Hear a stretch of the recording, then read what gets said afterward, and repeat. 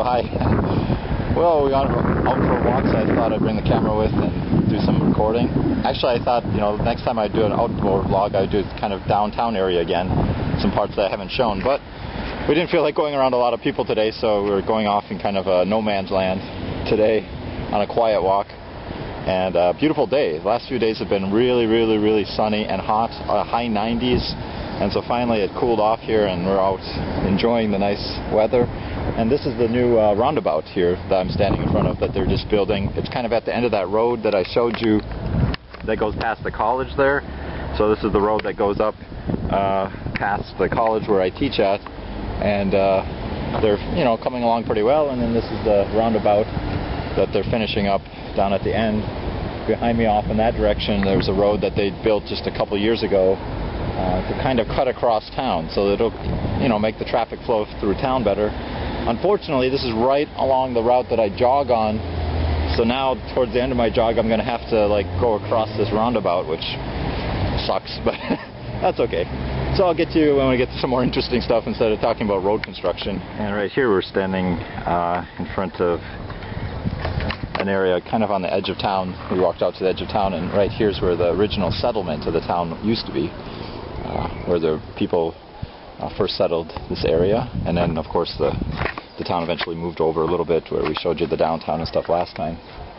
So this is the old fences and stuff. You can go in there and look around, had some exhibits and stuff, but we're too cheap today to get the ticket, so we'll just show you from the outside here a little bit of the fence area. So talk to you later. So this is a church in the area right next to that original settlement. This church goes back to the 12th century, the Church of St. Gothard. I guess I should say that this settlement, one of the reasons that it was founded was because it was on the Amber route, which went from Rome all the way up to the Baltic Sea. And the Romans traded along that route, especially amber. That's one of the big products along the Baltic Sea that Poland gets and you can buy, and it's kind of like a trademark of the area. So this is along the Amber route, and this is a church that goes back to the 12th century. What else? Oh, the Pope, when he visited the area here, Pope John Paul II, I should say, he consecrated this church and visited it. So yeah, I guess we'll keep moving along on this beautiful day. So here we are standing next to the river that goes along this area that we've been walking along. So it's a pretty area to walk by here. There's a nice little bike path. You can see some bikers coming up behind us. And great day for a walk. So enjoying our time. So just walking along the path, the river, birds in the background, people riding their bicycles, rollerblading. Nice day. Whew. It's so nice because it was so hot here the last few days. It was just barely could get to work, get through work, get home, and just not do nothing. But now finally the temperature dropped and we can get outside and enjoy the weather. So good times. Probably won't be able to see this, but way off in the distance there's a building back there, and that building, my first couple of years in Poland, I used to teach business English out there. It's a factory that makes different food products, Vinyari, so good stuff, and that's where I worked. Along with the school, I taught at school, but then I did some extra hours out there teaching business English and stuff. So that was interesting and fun, and just enjoying our walk along the path.